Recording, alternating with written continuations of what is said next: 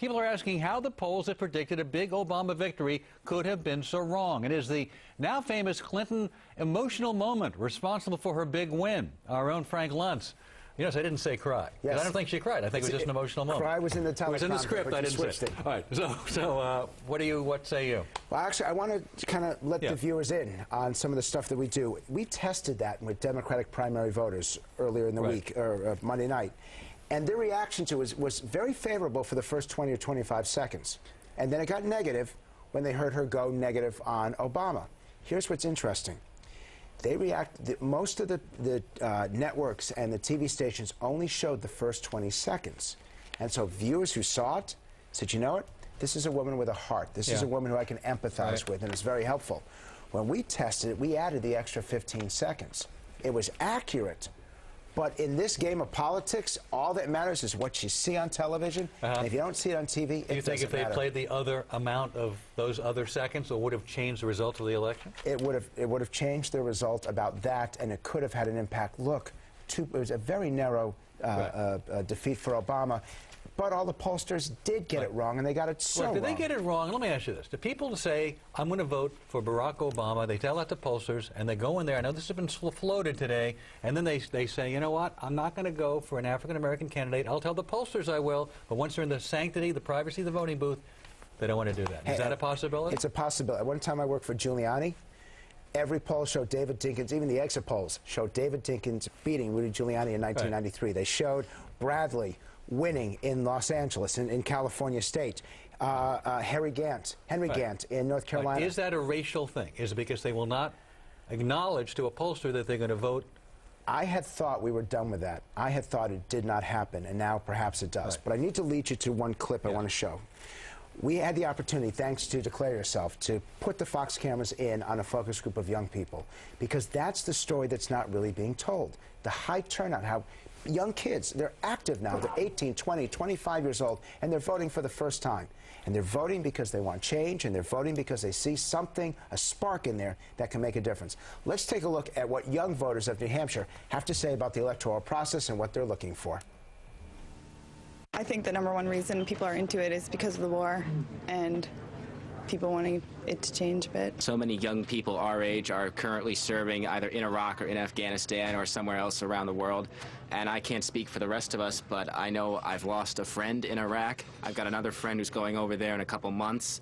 And it's really important to people who are having their friends go overseas and put their lives on the line that the politicians in this race figure out a way to end this. The war is a big issue because it's kind of the first war that our generation has really been involved in, so it's really important to us as first-time voters to have someone that we feel would run this country safely.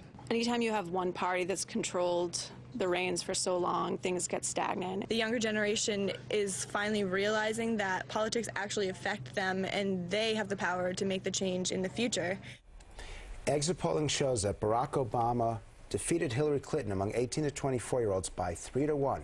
She does incredibly well among their grandparents. He's doing well among the grandkids. How representative of that is that demographic? Are these focus groups? These are people willing to go to a Frank Luntz focus group. Are they willing to then go to a voting booth and make their vote known? We've seen it. According to the polls that Declare Yourself has done, the turnout among young people, we know it from the exit polling, that 11% of the 18 to 24-year-olds have made up 11% of the electorate. They're voting in record numbers, and the question that you should ask is, are they going to stay in this political process? And I think they are. I got one more clip to show you, which is the topic of change. It's not just young people that are looking for something different. Their parents don't like the status quo. Only 19% of Americans think the nation's headed in the right direction. Listen to the reactions of New Hampshire voters as they talk about the desire to reject the status quo and move towards something different. My thinking has evolved, it's changed. It went from being cynical about it to listening to Barack Obama more and more. I've started to believe that he really does represent that. You hear the word change, what does it mean? Not the status quo, a better America. When I hear the word change, I think it's something that needs to be worked on for a long, long time, and that you have to have experience and you have to have know-how to affect change. I believe it has to be immediate. I believe that we have to have change. We can't wait for second term to start looking for health care reform.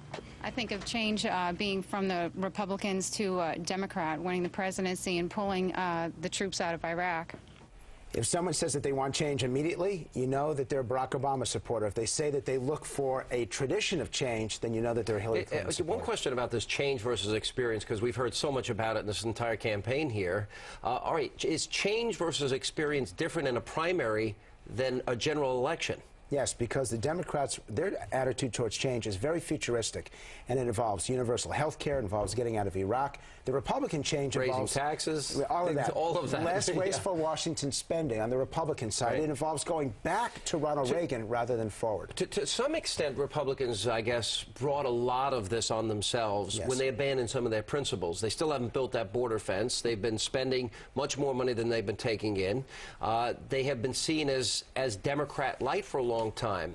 Is there any indication at all that they have gotten the message that they need to go back to their conservative roots? Bluntly, no. And this is why I've said on this show to you and to Alan that the Democrats have an advantage in the fall, because those key independents, the people who make up the difference, right now they've shifted over and they're looking at the Democratic candidates more than the Republican candidates. But that's interesting. Are they going to vote because they want their taxes up? Will they vote? Do they really want retreat, defeat in Iraq? Do they really want nationalized health care? Do they really believe the government's capable of providing that? Are they answering those questions? What they really want is accountability, and they don't think they get that from the Republicans. But do we get more specificity out of them? In other words, it might be a platitude, a bumper sticker, a slogan to say, I want national health care.